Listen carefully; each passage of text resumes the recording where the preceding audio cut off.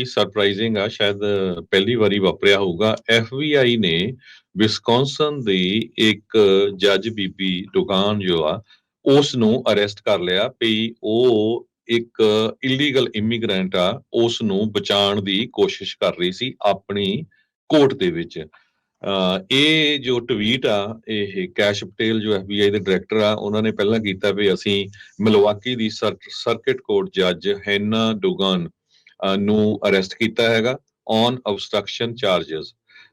ਤੇ ਬਾਅਦ ਦੇ ਵਿੱਚ ਉਹ ਟਵੀਟ ਜੋ ਐਕਸ ਦੇ ਉੱਤੇ ਪਾਈ ਗਈ ਸੀ, ਡਿਲੀਟ ਵੀ ਕਰ ਦਿੱਤੀ ਗਈ।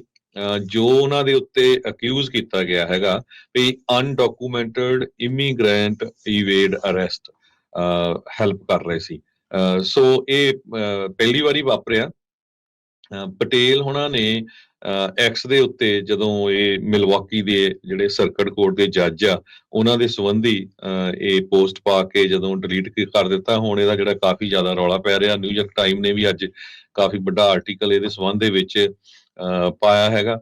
US ਮਾਰਸ਼ਲ ਸਰਵਿਸ ਦੀ ਸਪੋਕਸਵੂਮਨ ਨੇ ਵੀ ਕਨਫਰਮ ਕੀਤਾ ਹੈਗਾ ਵੀ ਡੁਗਾਨ ਨੂੰ 8:30 ਤੇ ਕੋਰਟ ਹਾਊਸ ਦੀ ਪ੍ਰਾਪਰਟੀ 'ਚ ਅਰੈਸਟ ਕੀਤਾ। ਸੋ ਕੋਰਟ ਦੇ ਵਿੱਚ ਹੀ ਜੱਜ ਨੂੰ ਅਰੈਸਟ ਕੀਤਾ ਹੈਗਾ। ਉਹਨਾਂ ਨੂੰ ਅੱਜ ਜਿਹੜਾ ਆ US ਡਿਸਟ੍ਰਿਕਟ ਕੋਰਟ ਜਿਹੜੀ ਮਿਲਵਾਕੀ ਆ ਉੱਥੇ ਪੇਸ਼ ਕਰਨਾ ਆ ਅਬਸਟਰਕਸ਼ਨ ਆਫ ਚਾਰजेस ਇਹਦੇ ਸੰਬੰਧ ਦੇ ਵਿੱਚ।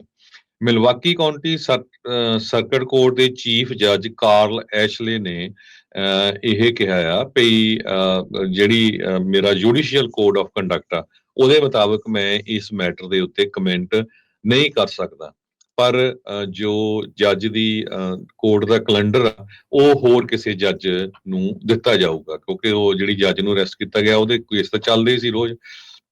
ਸੋ ਇਹ ਇੱਕ ਟਰੰਪ ਐਡਮਿਨਿਸਟ੍ਰੇਸ਼ਨ ਵੱਲੋਂ ਬਹੁਤ ਹੀ ਜ਼ਿਆਦਾ ਜਿਹੜੀ ਅਗਰੈਸਿਵ ਐਫਰਟ ਕੀਤੀ ਗਈ ਹੈਗੀ ਆ ਅਨਡਾਕੂਮੈਂਟਡ ਇਮੀਗ੍ਰੈਂਟਸ ਨੂੰ USA ਦੇ ਵਿੱਚੋਂ ਰਿਮੂਵ ਕਰਨ ਦੇ ਲਈ।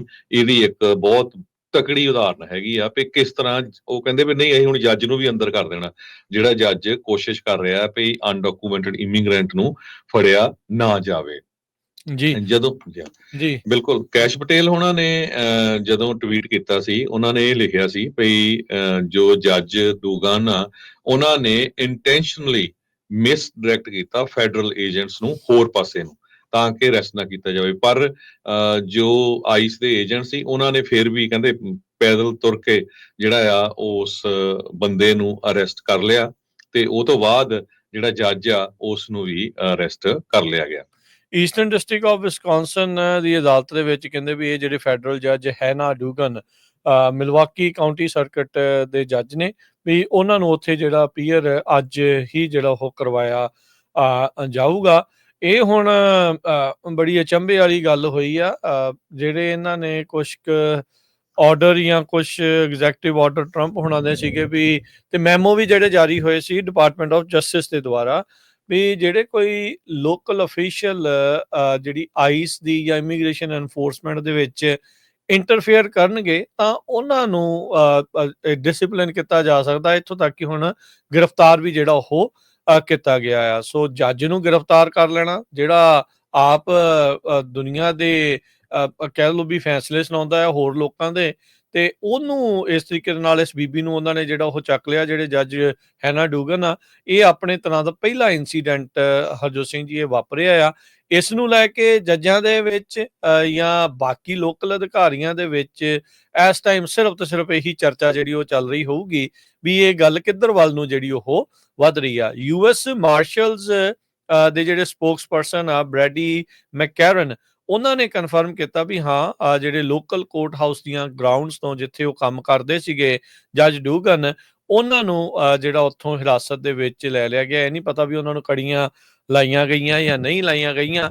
ਫੈਡਰਲ ਮਾਰਸ਼ਲ ਸਰਵਿਸ ਜਿਹੜੀ ਆ ਉਹਨਾਂ ਨੇ ਬਾਅਦ ਚ ਕਹਿੰਦੇ ਵੀ ਜਿਹੜੇ ਜੱਜ ਡੁਗਨ ਆ ਉਹਨਾਂ ਨੂੰ ਪ੍ਰੋਸੈਸ ਕੀਤਾ। ਹਾਲ ਦੀ ਘੜੀ ਜਿਹੜਾ ਉਹਨਾਂ ਦੇ ਉਲਟ ਅਰੈਸਟ ਵਾਰੰਟ ਜਾਂ ਜਿਹੜੀ ਕ੍ਰਿਮੀਨਲ ਕੰਪਲੇਂਟ ਆ ਉਹ ਪਬਲਿਕਲੀ ਅਵੇਲੇਬਲ ਨਹੀਂ ਜਿਹੜੀ ਉਹ ਹੈਗੀ। ਸੋ ਏਜੰਟਸ ਜਿਹੜੇ ਆਈਸ ਦੇ ਨਾਲ ਆ ਉਹ ਕਹਿੰਦੇ ਵੀ ਪਿਛਲੇ ਵੀਕ ਇਹਨਾਂ ਦੀ ਅਦਾਲਤ ਦੇ ਵਿੱਚ ਕੋਰਟ ਦੇ ਵਿੱਚ ਪਹੁੰਚੇ ਸੀਗੇ, ਜਿਸ ਤੋਂ ਬਾਅਦ ਚ ਇਮੀਡੀਏਟਲੀ ਜਿਹੜੇ ਜੱਜ ਡੁਗਨ ਆ ਉਹਨਾਂ ਦੇ ਕੋਰਟ ਰੂਮ ਦੇ ਵਿੱਚ ਚਲੇ ਗਏ ਸੀਗੇ।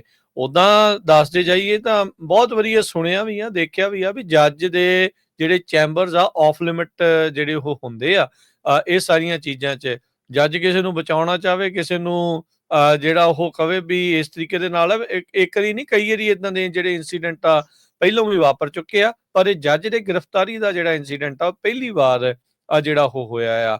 ਸੋ ਜਿਹੜੇ ਚੀਫ ਜੱਜ ਆ ਉਹਨਾਂ ਨੇ ਆਈਸ ਏਜੰਟਸ ਨੂੰ ਜਿਹੜਾ ਉਹ ਆਖਿਆ, ਉਹਨਾਂ ਨੇ ਈਮੇਲ ਇੱਕ ਜਿਹੜੀ ਉਸ ਦੇ ਬਾਰੇ ਪਤਾ ਲੱਗਾ ਚੀਫ ਮਿਲਵਾਕੀ ਕਾਉਂਟੀ ਸਰਕਟ ਜੱਜ ਕਾਰਲ ਐਸ਼ਲੀ, ਉਹਨਾਂ ਨੇ ਕਿਹਾ ਵੀ ਉਹਨਾਂ ਨੇ ਦਿਖਾਇਆ, ਪੁੱਛਿਆ ਵੀ ਵਾਰੰਟ ਹੈਗਾ ਆ, ਤੇ ਏਜੰਟਸ ਨੇ ਕਹਿੰਦੇ ਵੀ ਵਾਰੰਟ ਜਿਹੜੇ ਦਿਖਾਏ ਨਾਲ ਆਪਣੀ ਆਇਡੈਂਟੀਫਿਕੇਸ਼ਨ ਜਿਹੜੀ ਉਹ ਦਿਖਾਈ ਸੀ, ਤੇ ਉਸ ਤੋਂ ਬਾਅਦ ਦੇ ਵਿੱਚ ਜਿਹੜੇ ਜੱਜ ਡੂਗਨ ਆ ਉਹਨਾਂ ਨੂੰ ਗ੍ਰਿਫਤਾਰ ਕੀਤਾ ਗਿਆ ਆ।